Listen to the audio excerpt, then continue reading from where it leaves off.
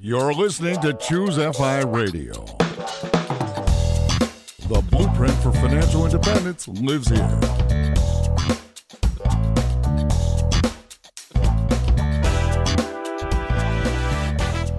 If you're looking to unlock the secrets to financial independence and early retirement, you're in the right place. Stay tuned and join a community of like-minded people who are getting off the hamster wheel and taking control of their lives in the pursuit of financial independence. Choose FI, your home for financial independence online.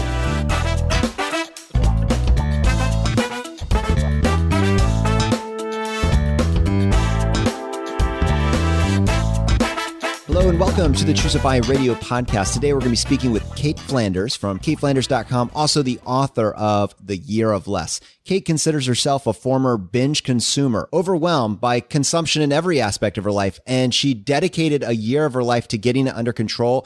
Without spoiling the story, the results were life-changing. I'm incredibly excited to have this conversation, and to help me with this, I have my co-host Brad here with me today. How you doing, buddy? Yeah, I'm doing quite well, Jonathan. I've been looking forward to this for a while. I read Cait's book and just devoured it. It's really fascinating just how deep she goes on a personal level, and then on this exploration, this year of less. And as it says on the cover, how I stopped shopping, gave away all my belongings, and discovered life is worth more than anything you can buy in a store. And yeah, just a really fascinating deep dive into what a life looks like when you stop shopping and you start really getting down to the essentials. So with that, Cait, welcome to the show. Thank you guys so much for having me. Well, Cait, I know that you have done a lot of press right along with your book when it was released earlier this year. I hope that you recognize that coming on this show, we're going to get more than the 4 minutes that you have on the radio show. So I hope you're ready to dive deep into this book because there is so much to talk about.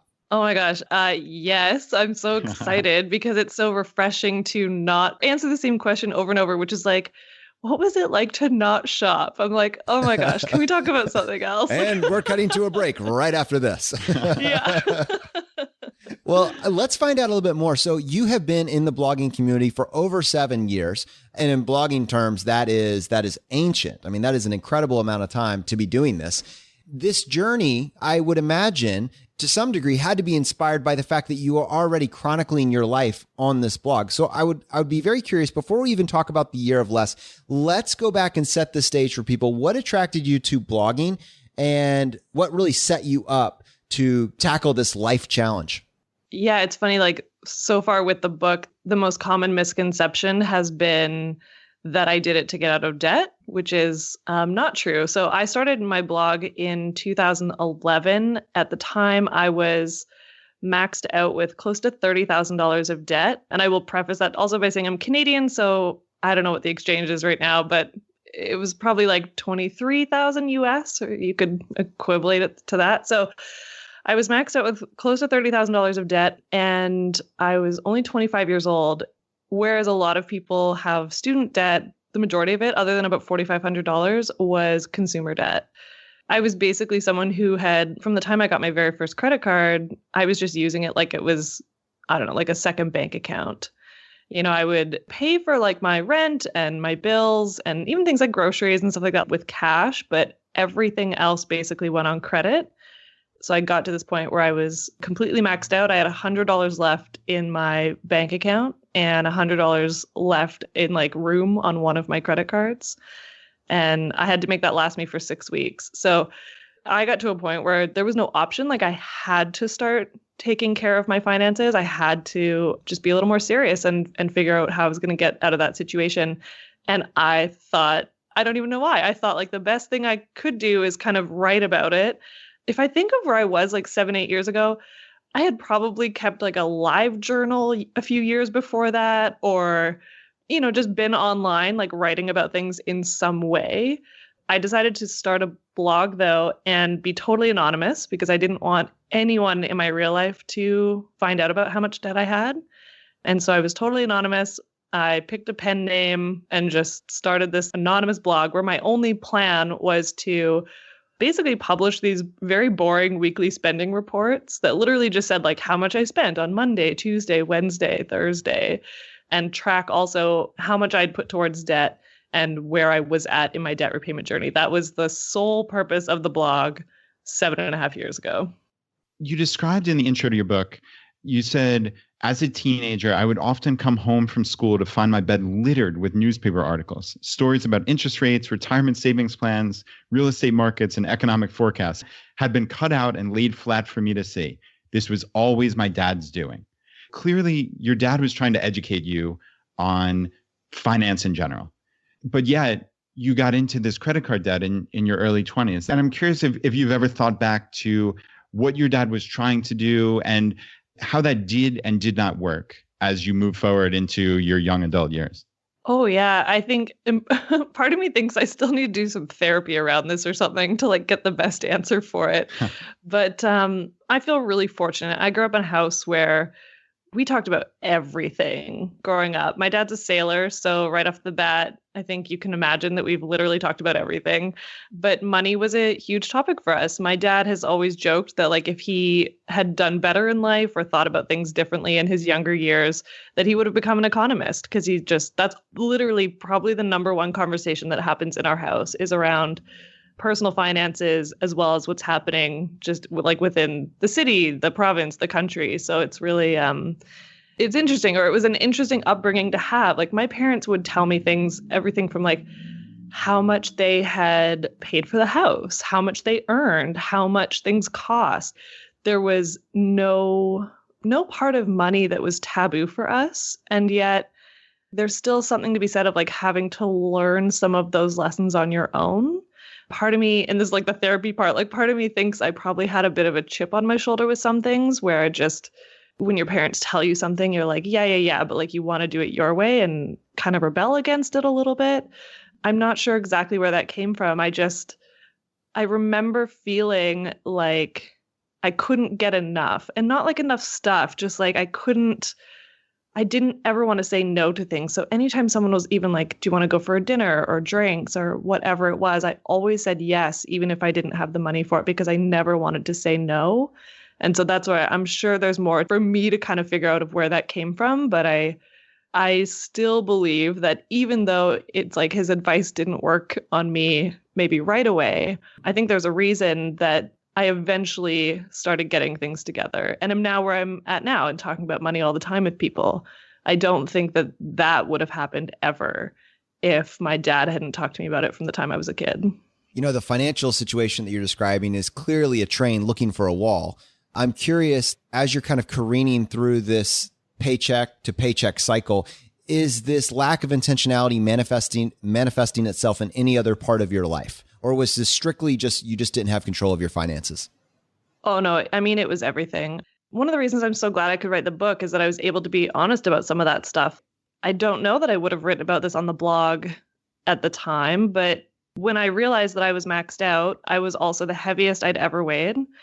I was drinking more than I had ever drank. So I'm very open in the book about the fact that I drank for the first time when I was 12 years old, and then I decided to stop drinking when I was 27.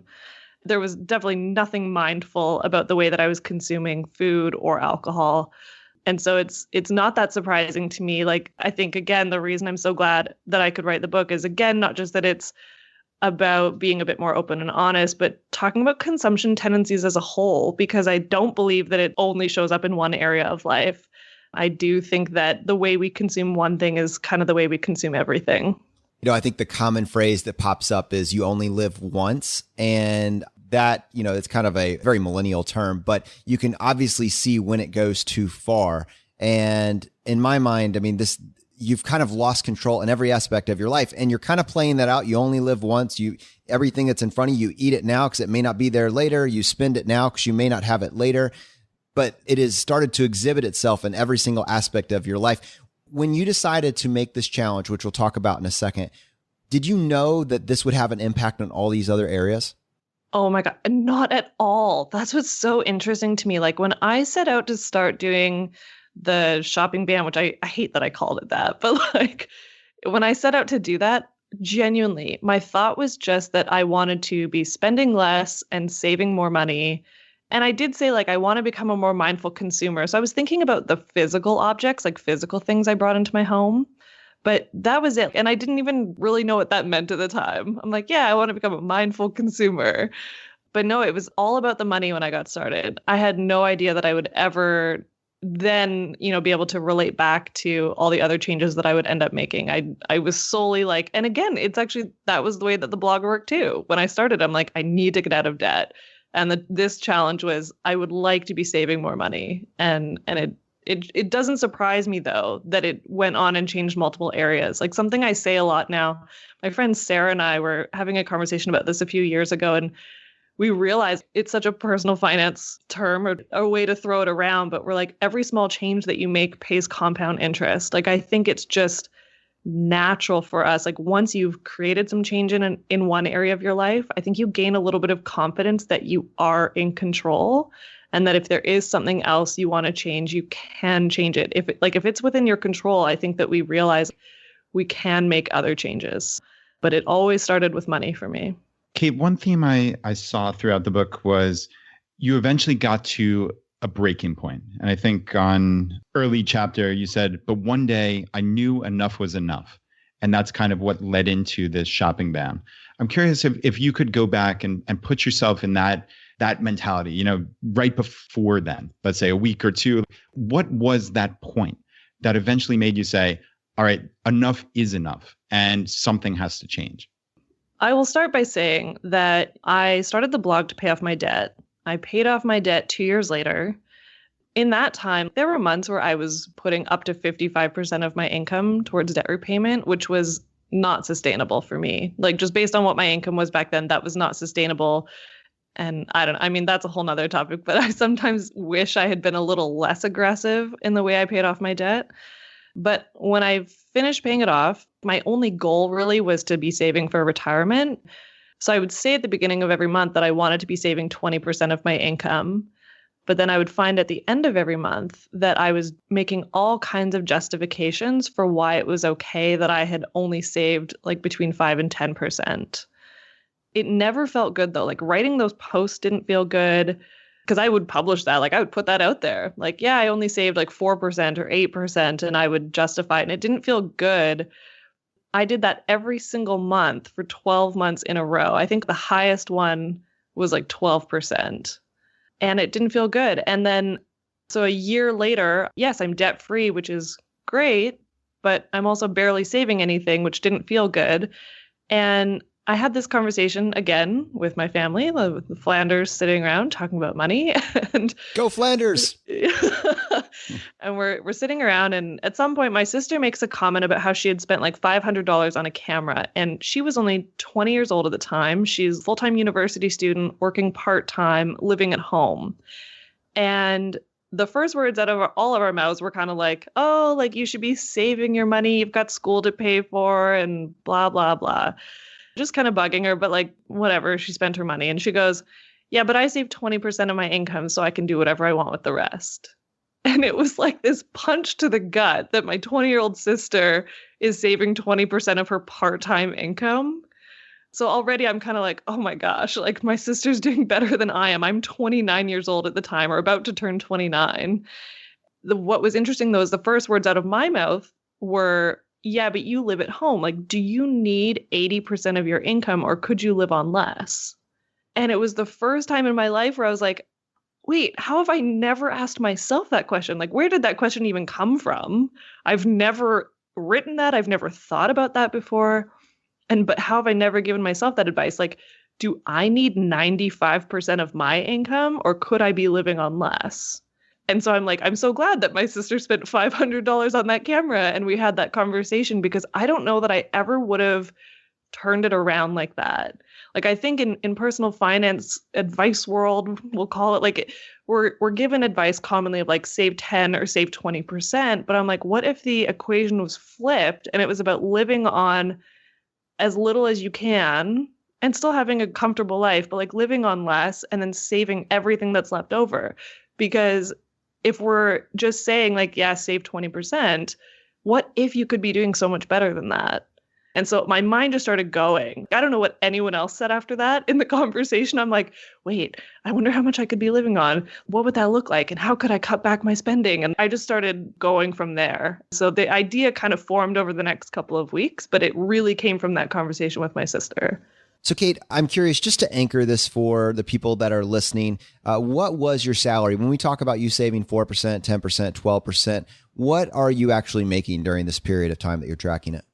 I think when I started that, I was probably making around 60,000, maybe 59.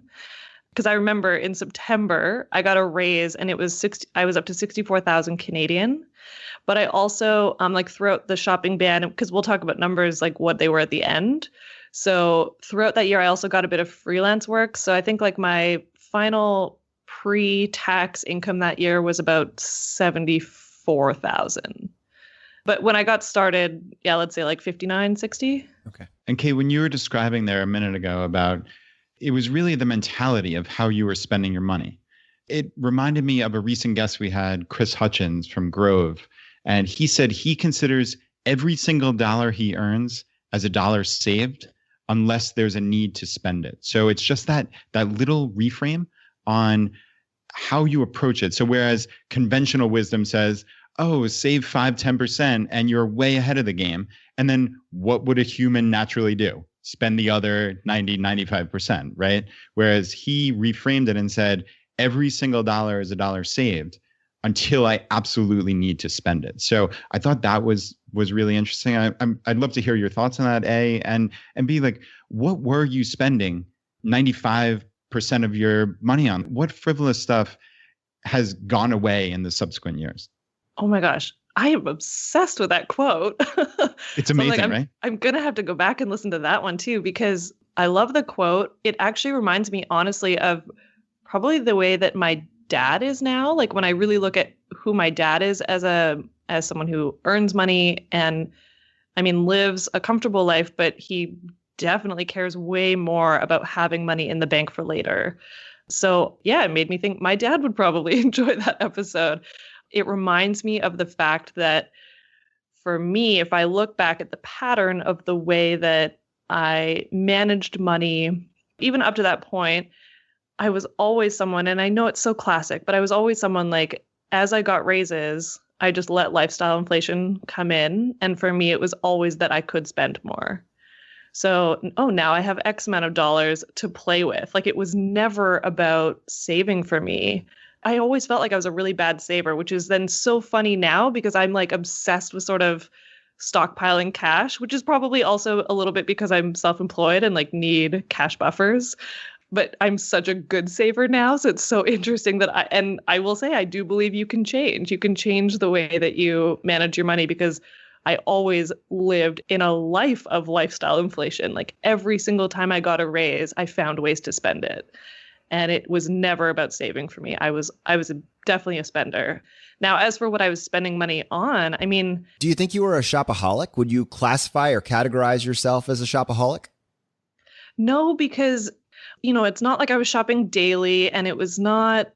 I don't know. I wasn't like looking for all kinds of things. What I was I had a lot of bad habits like around certain things. So I was the kind of person, as one example, that I would hear about a book that sounded interesting and I would immediately jump on Amazon or Indigo or like whatever website had it cheapest. I would immediately add it to a shopping cart, add something else back when it was like get up to $25 and then you'll have free shipping. Like I would immediately add something else, go through shopping cart, click, click, click, done. And it would arrive a few days later. And I didn't even question, when am I actually going to read those books? I didn't really do that with things like clothes, shoes, maybe certain things that you would more stereotypically have an image of what a shopaholic would be buying. But I had my few things. So like books were my thing. But when I started the shopping ban, I had 54 books that I hadn't even read yet.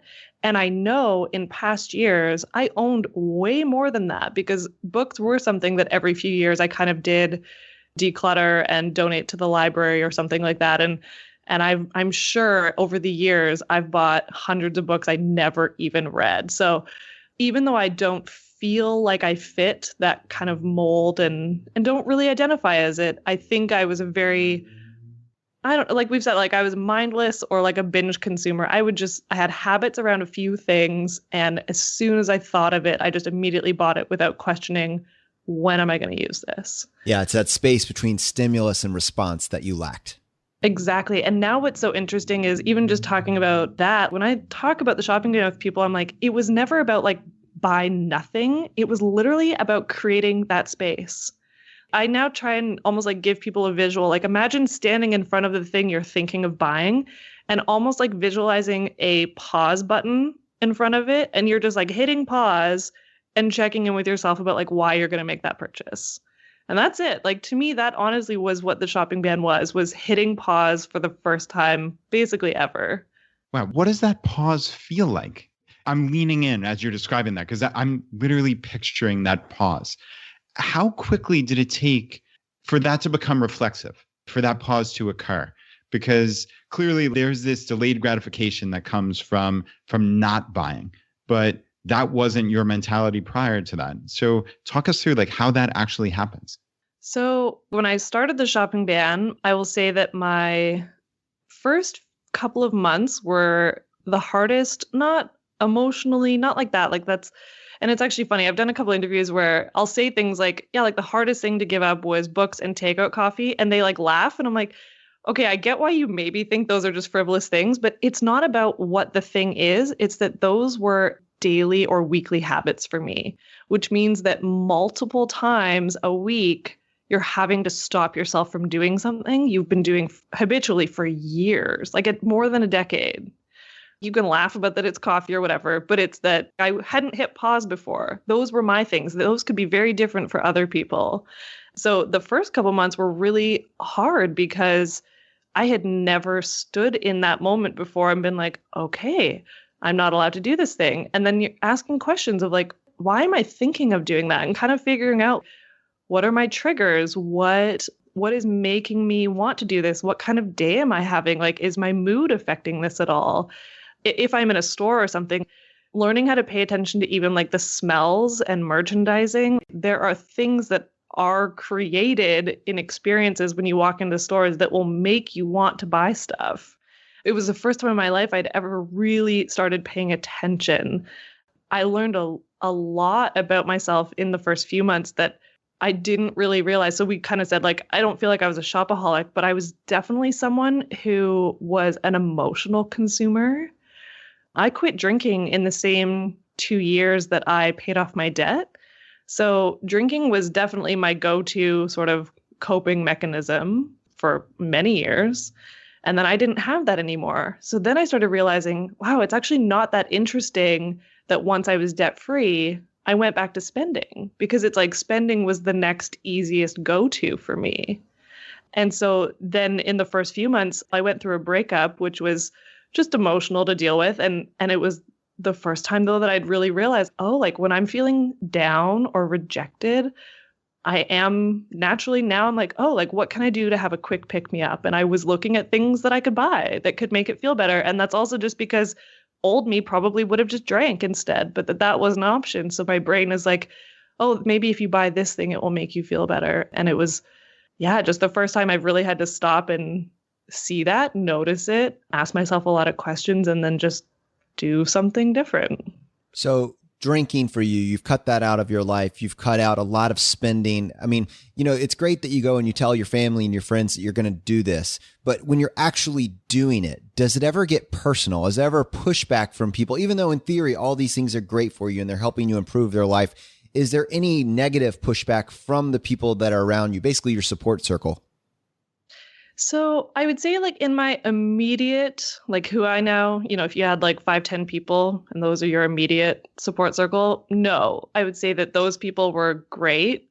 There were definitely, and family, I will say, I don't think that they were surprised even when I said I was going to do this. They're like, oh yeah, like you'll just, I don't know, you'll do it. It'll be fine. Like no questions.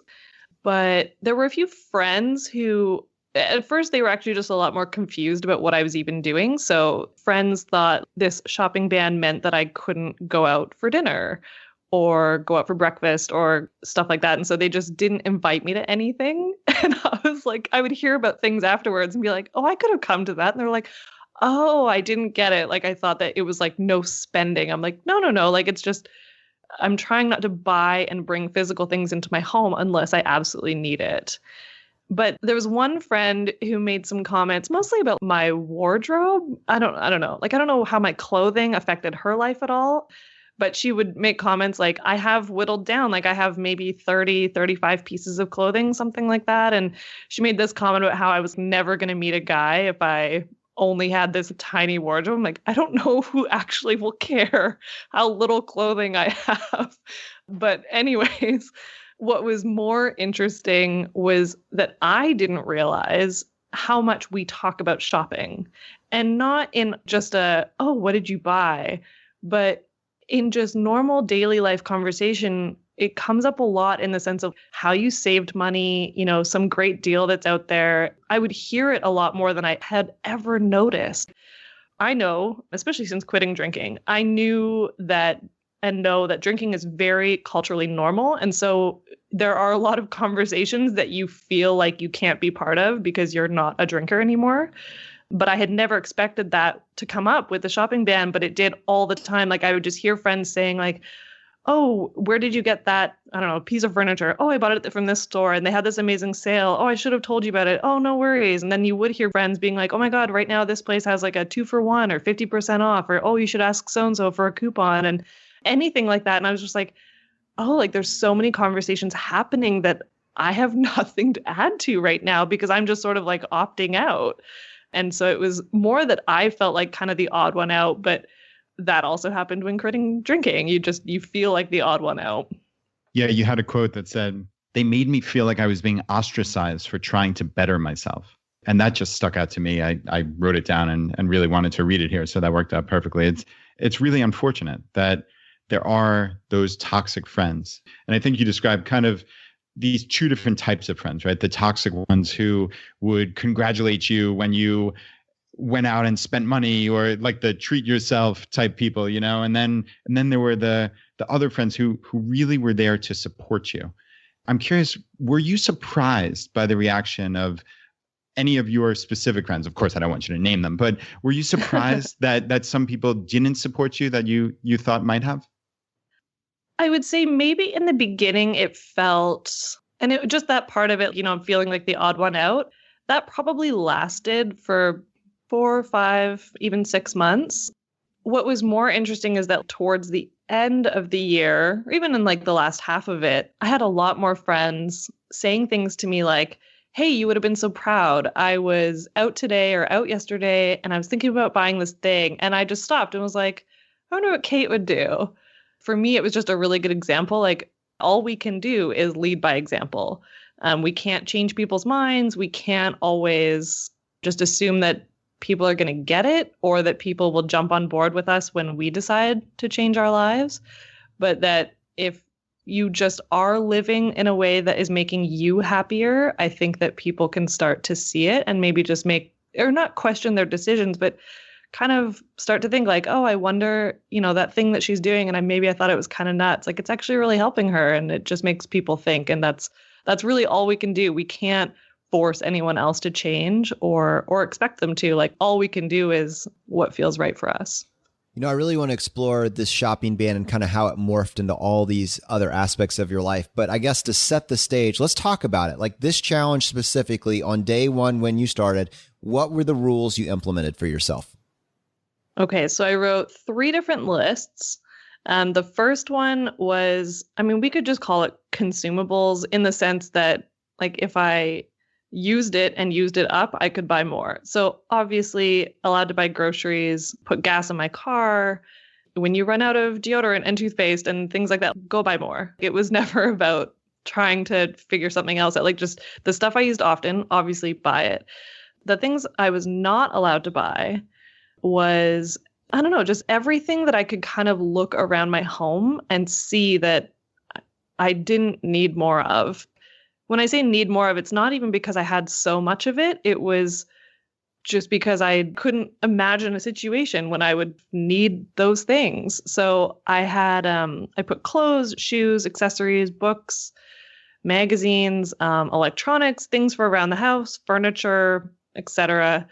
I also was not allowed to get takeout coffee for the whole year. And that one, I mean, you guys know all about the latte factor. It is not about that for me. I'm fully like, people can spend money on whatever makes them happy. For me, it was that I was working from home and was still somehow spending like $100 a month on takeout coffee. And I was just at a place where I was no longer comfortable with that. To be clear, you are not banning coffee. Like you did not go a year without coffee, right? No. How could you live, right? I drank lots of coffee at home, but I could not get takeout coffee. And then I wrote this other list and I kind of called it the approved shopping list. I don't even know. We could call it whatever, but it was, again, kind of knowing that I had a year ahead of me where I was going to be doing this. And I could look ahead and see a few situations where I probably would need something. So one example is I had 5 weddings to attend that year. And I'm just not, I don't own dresses, like I don't dress up ever. So I didn't own anything like that. So I was like, okay, I can buy one outfit for this wedding or for all of the weddings. Like I'm going to wear the same outfit to all of them. Another one was that I knew if I could save the money, I really wanted to replace my bed. My bed was like 13 years old and I probably should have replaced it when I was like 8 or 10 years old. It was awful. So I was like, if I can save enough, I definitely want to buy a new bed this year. Because again, it was one of those things that looking back, I realized that I was someone who was so comfortable with making a lot of the smaller purchases, whether they be $20, $30, $40, but something like saving up for a bed, which in the end only cost me $1,000, but around there, 1,000, maybe 1,100. But that always felt so big to me. Like I was just I could not back then figure out how to save that much money for something, but yet it was so easy for me to spend small amounts. So it was very interesting that year that it was the first time I'd really made a couple of big purchases with cash and realized that there just was another way. But anyways, that carries on. That was the list or the 3 lists that I wrote. Okay, was the first month harder than you expected or was it easier? Yeah, the first 2 months were the hardest. And again, it was just the breaking the habits of buying takeout coffee and buying books. Because, well, the coffee one probably for the first month came up every day, where my reaction or my trigger was often my morning break, sort of. Like, again, I was working from home, but somewhere around 9:30, 10 o'clock, I would just have that feeling of I should take a break, walk away from my computer for a bit, go grab a coffee, do something. And I couldn't do it, or I couldn't do it in the normal habit of what I had always done. So yeah, the first 2 months were the hardest for that. And as you're cutting out all of these different things, when you cut out the spending, obviously there's time out of your day that's carved out to do that. So now you've reclaimed this time. And then when you talk about drinking and social drinking and all the opportunities that come up with that, you've cut that out. So there's all this time that now remains. Did you find that you're utilizing that time efficiently and that it was bringing value back in, or did anything else creep into that to fill it up instead? So in the first 6 months, I think there were 2 things I found. One was that I was writing more than I had in a long time and just felt clearer about things I could write about. I just had tons of ideas coming in. So I felt like I was, and not just blogging, but just doing a bit more freelance work, just thinking ahead of all these different subjects that I could kind of bring to the table and finding outlets that I could write at. So I was definitely filling it with more freelance work. And I was also traveling a bit more. Again, it was like travel is allowed. I was allowed to travel that year. And when I say travel, it's not always huge, big trips, or it wasn't for me that year. I did a lot of small, shorter trips, but travel was something I had been wanting to do since I basically had graduated from high school. But at that exact same time, I got my first credit card and I always had debt. Again, it's so weird to think about this stuff because it was so easy for me to swipe for $20, $30, $40 here and there, but I didn't ever go into any kind of debt to travel.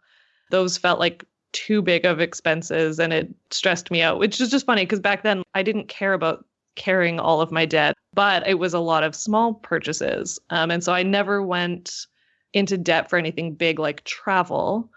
But I knew that year, like if I could afford to travel a bit, I wanted to do that. I wanted to see friends in certain places, go to a couple of those weddings and just do some trips by myself that I had wanted to do. And so I definitely was spending on that, or spending time doing that as well. So, Cait, we've talked about the rules of the shopping ban, but really in conjunction with this, you also kind of independently did this entire decluttering of your life. Did you intend to do that from the very outset? If not, how did that come into play? And I guess just talk us through decluttering and how that whole process went. It's so funny because it sounds so counterintuitive. I always wish I had a better answer for why I decided to do both at the same time, but I did. I knew when I started the shopping ban that I also wanted to just go through my belongings and declutter, donate, get rid of things that I wasn't actually using. I think that one of the reasons that came up for me was because in the year before starting the shopping ban, I had to move 5 times for a whole bunch of different reasons. But that meant 5 physical times where I was literally pulling boxes out of one closet, putting it in a truck, driving it, and then pulling it out of the truck and putting it back in my new closet. And I would never really open the boxes and see what most of this stuff was. I used to probably have a mentality of when you own it forever, maybe. Like I'm not even exactly sure where it came from. It's just these are my things. And so I just moved them to all of the different places with me. I think that eventually did get to a point where like you kind of open the closet one day and you're like, I have a bunch of boxes in here full of stuff that I literally never use. I don't even look at what's inside of them. So it started with that. Like I remember emptying out every single closet, drawer, cupboard, you name it. Like I just emptied everything and dumped the contents on the floor or on my bed. And then once you make a mess, you have to clean it up. So it was. Oh, is that a rule you follow? My wife is listening to this saying, is that a rule? Is that in the rule book? That's amazing. But if your entire bed is covered in like clothes and shoes, you probably don't want to sleep on it. So, no, who would do that? So I had made these huge messes of all of my stuff. And in the summer, so in the first 2 months of the shopping ban, I basically went through all of that stuff and got rid of 43% of it, something like that. I love how it was 43% and not 40. That is amazing. Well, it's just because I don't have the book in front of me or like my blog in front of me, but I know that I tracked it. Like I'm such a weirdo with numbers. So no, we're all benefiting from your accuracy. So this is amazing. So you're down to 35 articles of clothing now. That is incredible. And do you think that were there hundreds and hundreds of articles of clothing when you started? I don't know about hundreds and hundreds. Definitely a lot, because when I bagged up the stuff just that was in my bedroom, so clothes and I think some shoes and I don't know, some bags or something. When I bagged all of that stuff up, I had 4 full black garbage bags full of stuff. It's so interesting because that was really easy for me to do. It was really easy for me to get rid of those things because I could look at it and just be like, I don't even know the last time I wore these things. I really had to just acknowledge and accept the fact that I've always been someone who only wears the same 3 outfits a week. But if we're really honest right now, I pretty much wear the same thing every single day. But I've always been like that. That is not new for me. So it was so interesting to like look at all of this stuff and be like, I actually don't know why I own this. I don't wear this stuff. And it's not that I never had. I mean, there were maybe 4 or 5 things that kind of had a price tag on them, but it was just stuff that, again, going back to that thought of, I think just because I owned it, I thought I owned it forever and didn't really question, what do I actually use? What do I actually wear? So the clothing stuff was actually pretty easy. So Cait, this decluttering, did it extend beyond just your physical possessions? Did it extend to anything like social media, TV, Netflix, any of that kind of stuff as well? Or was it really solely limited to physical possessions?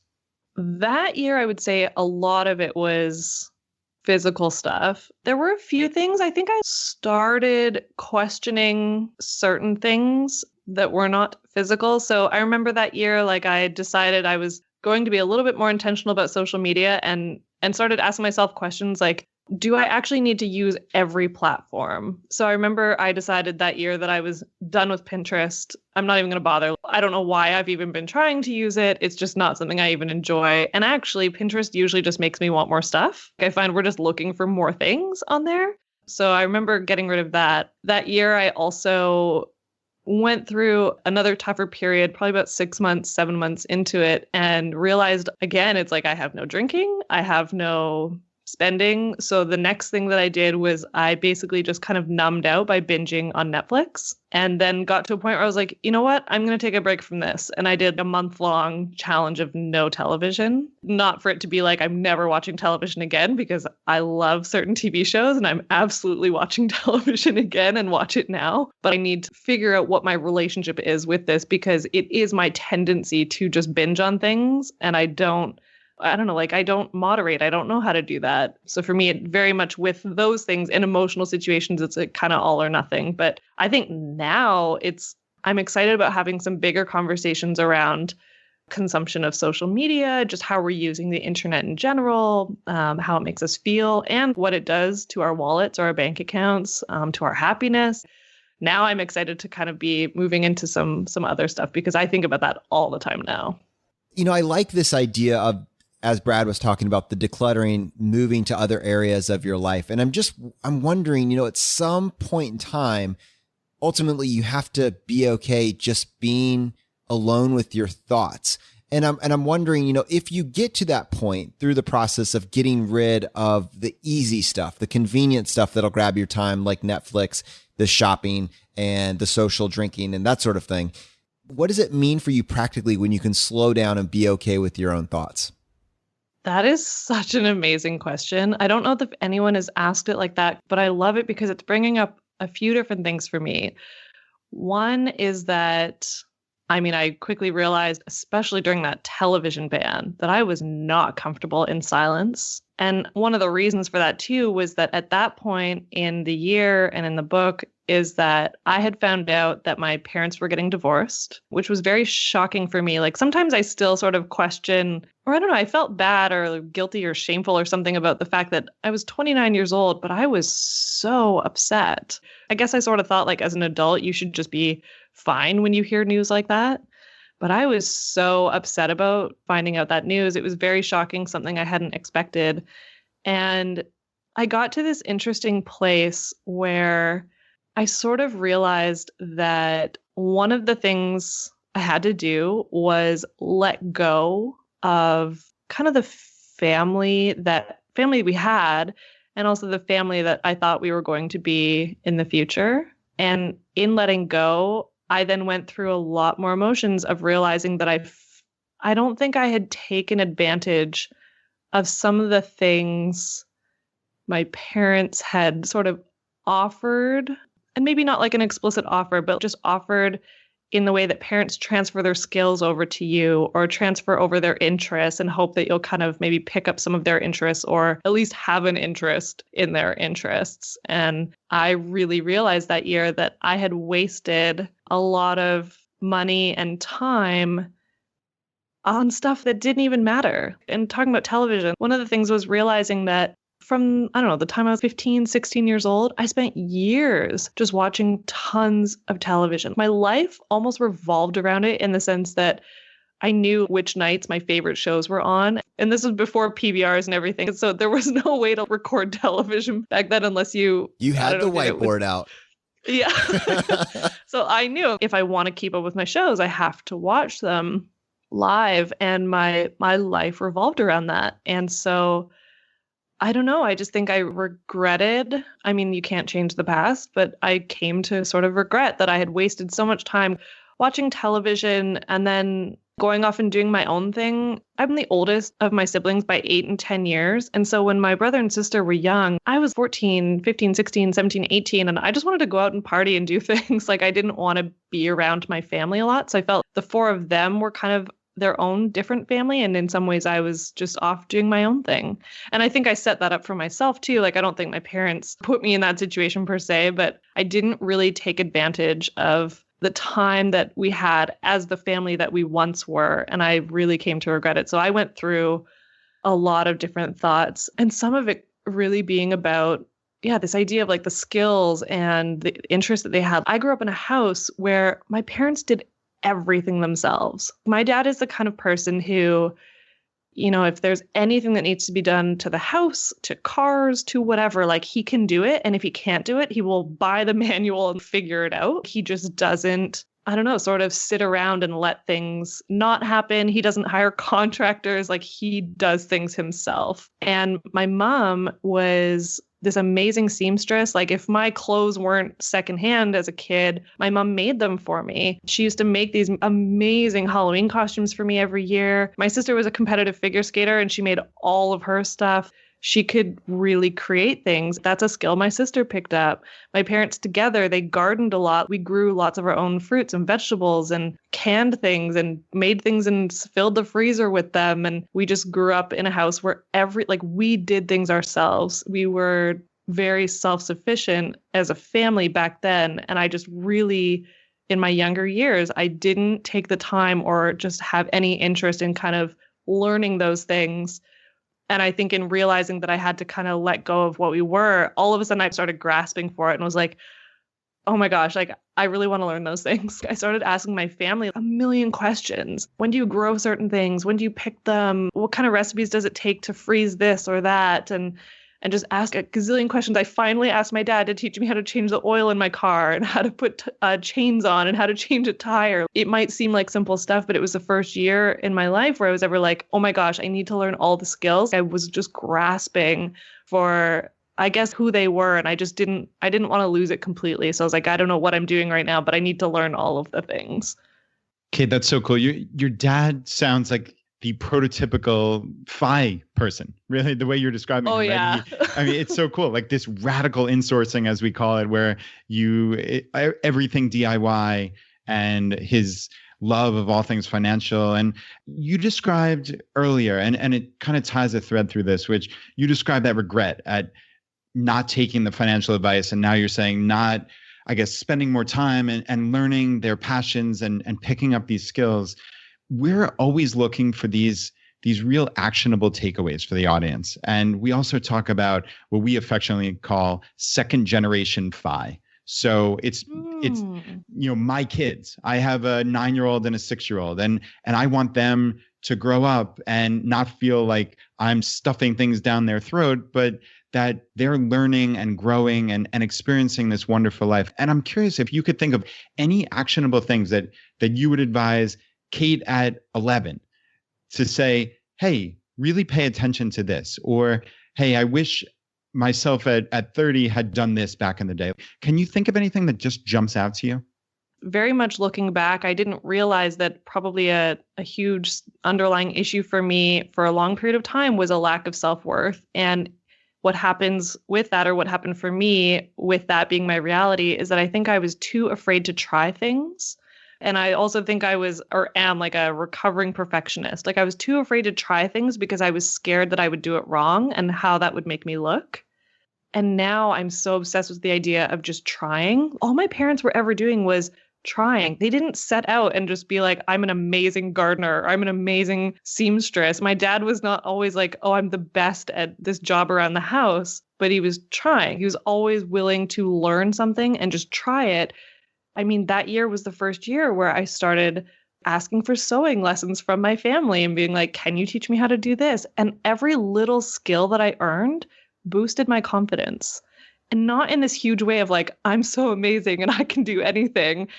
But it was just like, oh, I can do that. And if I didn't know how yesterday, I can learn and try to do it and then learn from whatever mistake I made. Now I'm kind of obsessed with making mistakes in the sense that I know that when you make a mistake, that is what you grow from, and you'll hopefully learn from that mistake and then not carry it on the next time you try it or do it. Actually, my friend David Kane, who you guys had on a few weeks ago, like David and I were driving around Vancouver together once and we got lost. And he said this thing to me that I'll never forget. He was like, I love getting lost because now I will always know how to get to that place. It blew my mind. So I think about that a lot. You might not be great at it the first time. Most of us aren't. Like, hooray, we're all humans. And to just accept that, like, we don't just walk out into this world and become perfect at everything. I love that. That's absolutely perfect. You know, you had this paragraph in the book somewhere towards the end, and it said, in challenging myself to not shop for an entire year, I was setting myself up for either failure or for the most prosperous year of my life. And I'm happy to say it was the latter. Throughout the entire journey, I was forced to slow down, discover my triggers to spend and overconsume, and face and change my bad habits. I gave up the things marketers try to convince us we should want in life, the newest and the greatest of everything, and whatever is in style. I exchanged it all for basic necessities, and after a year of not being able to buy anything new, realized that was all I needed. That was all anybody needed. I had always been stuck in the cycle of wanting more, buying more, and then needing more money. The ban uncovered the truth, which was that when you decide to want less, you can buy less and ultimately need less money. And so you've basically set the stage for us here. I know that this initial shopping ban, which it sounds like you don't even like the title now, you would go back and redo it. But it was a challenge that you imposed on yourself to go through, drifting through life, looking for a wall to crash into, to reclaiming control in every aspect of your life. And the thing that we haven't really touched on is how it transformed not only how much free time you have, not only your spending habits, but also your health as well. Could you talk just for a few minutes about how this led into this realm of health, which is so important to so many people? Oh my gosh. Again, it sort of actually goes back to the thing I said earlier, which is like every small change you make pays compound interest. When we change one area, it does give us that, whether it's confidence or just the knowledge that we can take control of something that feels out of control. But I mean, health-wise for me, I've done a few different things. While I was paying off my debt, I realized like I was unhappy. You know, I had said that I was at the time the heaviest I've ever weighed. You know, I ended up deciding that I just wasn't comfortable with that. And it wasn't like, oh, I was obsessed with the numbers or anything. I'm like, I just didn't feel good in my own skin anymore. So I just started working out. I lost 30 pounds that year. And I actually started training for my first half marathon. That has sort of all since changed because unfortunately, 2 months after I paid off my debt, I was in a car accident that ultimately took me about 3 and a bit years to recover from, including hip surgery and all kinds of stuff. So that is not like I'm not really worried about long distance running at this point. My hip would be happy if I didn't. But instead, because I couldn't run, the next most important thing to me was spending time outside. And I hike a lot. Nature is where I feel like my best self in general. And so that has become the most, I don't know, like the most important thing for me. Like, of course, I have to work and make a living. Like, I'm not FI in the sense that I'm obviously not retired. I have to make money still. But I feel really grateful to be in a position right now where I can kind of choose the work that I'm working on. And when I'm not working, I basically spend all the rest of my time outside. And it's just, it feels like such a gift. And also just, I feel like I'm at the best place in my life mentally and physically and emotionally than I've ever been. And I think it's because I've really stopped caring about like whatever anyone tells me I should be wanting or, you know, what marketers tell us we should be wanting. I never browse. I'm not looking for more of anything. I'm just really content with the life that I have right now.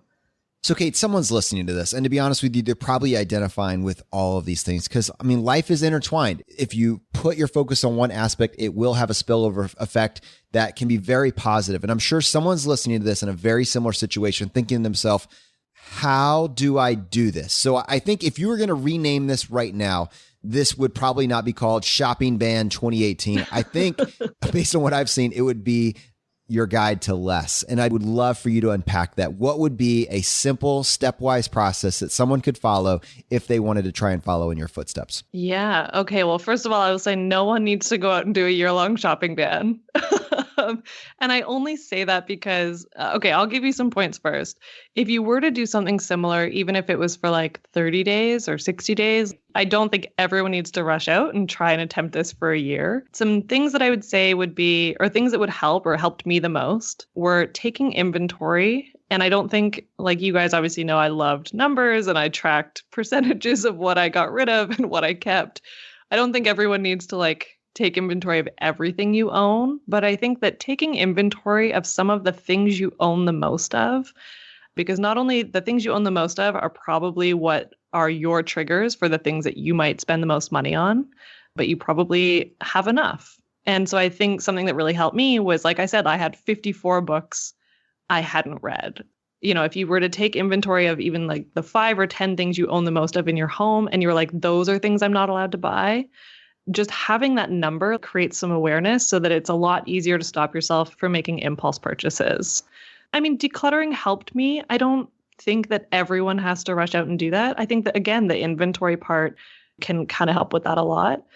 There are 10 things I wrote at the back of the book, but I would say, again, the things that helped me the most, aside from those two, were obviously I told everyone because it was on my blog, but I think telling the people who are in your daily life, so whether it's family you live with or just the people who you communicate the most with, telling those people and making sure that there is at least one person in that group of people who will encourage you to make the good decisions.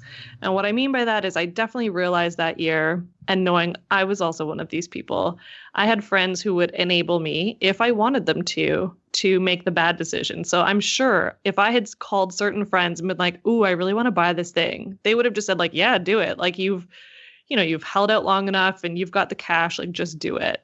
But instead, I told my best friend, Emma, because Emma is the friend who will say to me, no, you're not doing that. Like she would laugh at me. And then like, she would kind of throw some of my own words back at me. She'd be like, is it on the approved shopping list? Cait, well, can't buy it. I'm like, oh, okay. And tell whoever you want that person to be, like if it's a partner, if it's a friend, like just say like, I need you to not let me. I need you to help me make the good decision. So I think having that person more than anything is very helpful. And then things we've talked about are like becoming more resourceful. Like if it's about learning a skill, maybe just trying to do that rather than paying for it, asking for help, stuff like that. And I also would say when it comes to buying stuff, really question if you actually need to own it. Something I realized that year is there's so many things that I only use like once or twice a year. Is it possible that friends or family, you just like borrow from each other? Even things like camping gear. I have camping gear and I have another girlfriend who I camp with often. So there are things that she owns that I don't bother buying. And there are things that I own that she won't bother buying. Because if we're not out together, we're happy to lend it to each other, right? Rather than always buying everything, like because we just feel that need to own. So even in saying all those things, though, I still really want to just bring it back to one thing, which I've been thinking about a lot lately, is that all of these changes I've made have pretty much come from one thing, which is tracking my progress and realizing I wasn't happy with something. So at the end of the day, like if you don't want to just run out and do a shopping ban or a challenge of less or whatever we will call it, if you're not happy with where your money is right now, literally just tracking your spending for maybe 3 months and looking at the numbers every week and asking if you're happy with where your money has been going. And if you're not, again, because personal finance is so personal, we naturally can start to figure out which areas we personally want to cut back on and then be trying to save more if that's the goal. So I think it always for me has come back to tracking. This has been absolutely fantastic. What a absolute perfect summary. For our audience, if you want to get a copy of this book, it will be in the show notes for today's episode, titled The Year of Less. Also can be found wherever books are sold, including Amazon. Cait, I believe there's also an audiobook version. Am I right about that? There is, and it's me. Yay! Oh, nice. Cait, I'm sure that there are going to be people that are going to want to connect with you. What's the best way for someone reaching us saying, that is exactly what I needed to hear today? What's the best way for someone to connect with you? Oh, well, there's a contact form on my website, so just at caitflanders.com. And I will say, I'm sure they can see it however they're listening, but Cait is spelled C-A-I-T. So caitflanders.com. Otherwise, I hang out on Instagram a lot, and just same thing, I'm at Cait Flanders. All right. Now, normally that would be the end of the show, but on this podcast, we would love to give you the chance to tackle the hot seat. Are you ready for this? I'll try. Let's do it. Okay. In a world drowning in debt and rampant consumption, trapped by the chains of lifestyle inflation, these questions highlight the secrets of those who have broken free. Welcome to the Choose FI Hot Seat.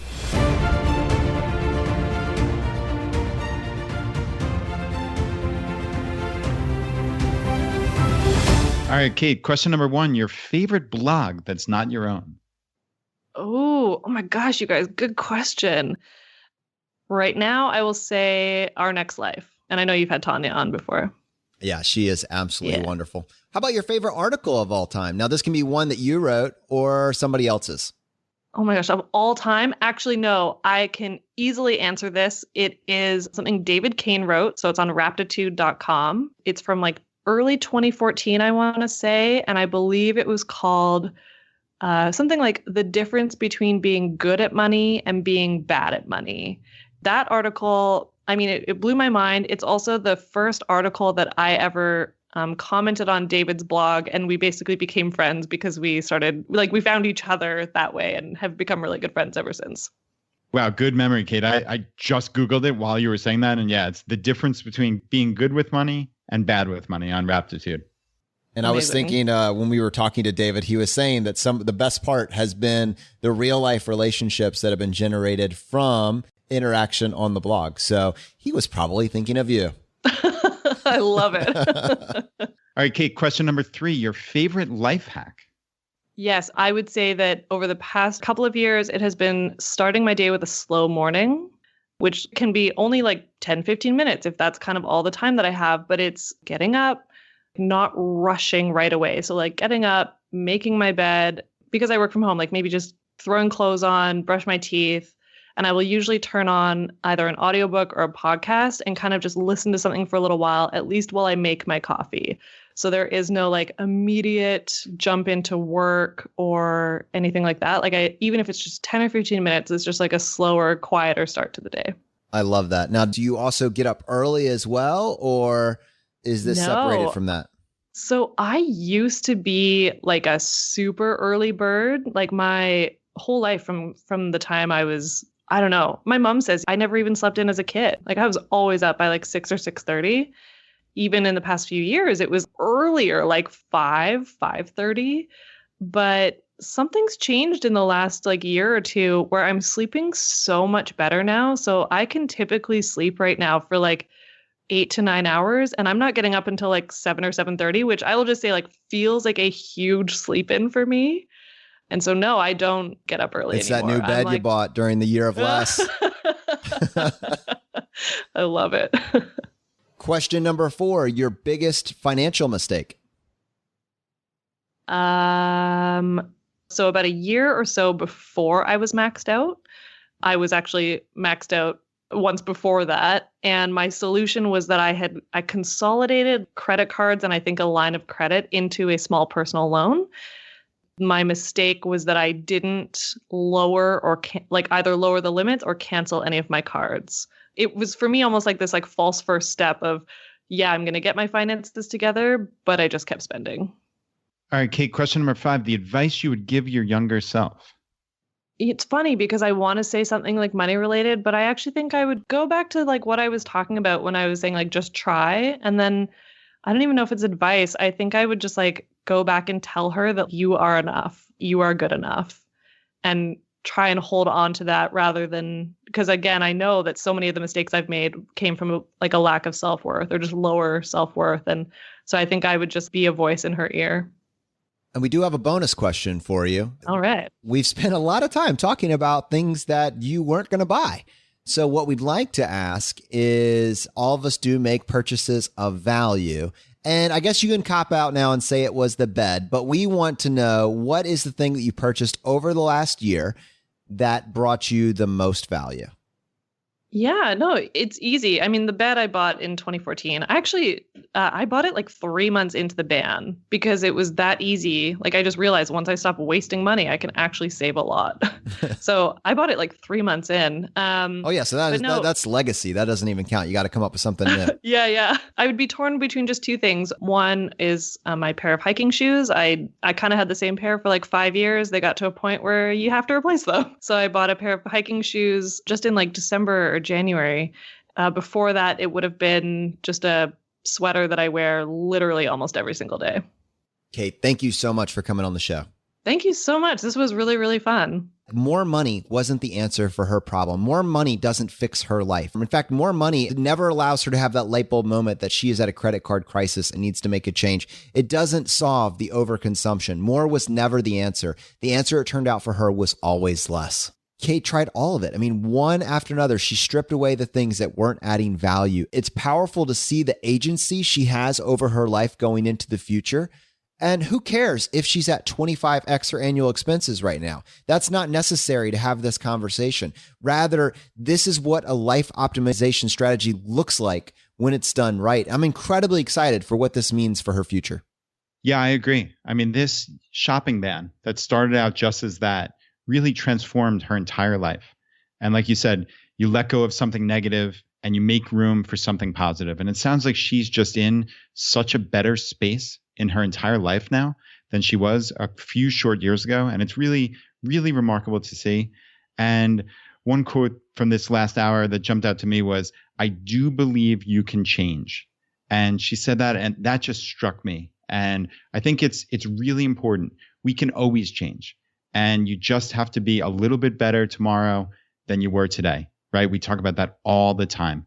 1%, just get a little bit better, and you can change. You can take control of your life, and you can move forward and be happier and wealthier and healthier and everything. I mean, this is what financial independence is all about. So yeah, a big thanks to Cait for this interview. It was really wonderful.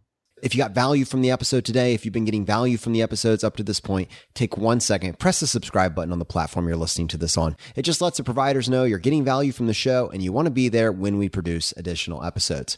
If you want to support us in what we're doing here at Choose FI, here are 4 easy ways. 1, leave us an iTunes review. If you want to do that, just go to choosefi.com/iTunes. 2, use our page to sign up for travel credit cards. If you want to travel the world with miles and points instead of your hard-earned dollars, then just go to choosefi.com/cards and get started today. 3, if you're working on the milestones of FI, set up a personal capital account to track your progress and use our affiliate link. It's completely free, and just go to choosefi.com/PC. P as in Paul, C as in cat. And 4, and most importantly, find your friends, coworkers, and family members who might be open to this message and tell them about the podcast. Have them start with episode 38, The Why of FI, and right behind that, have them go listen to episode 21, The Pillars of FI. It is a fantastic starting place. All right, my friends, the fire is spreading. We'll see you next time as we continue to go down the road less traveled.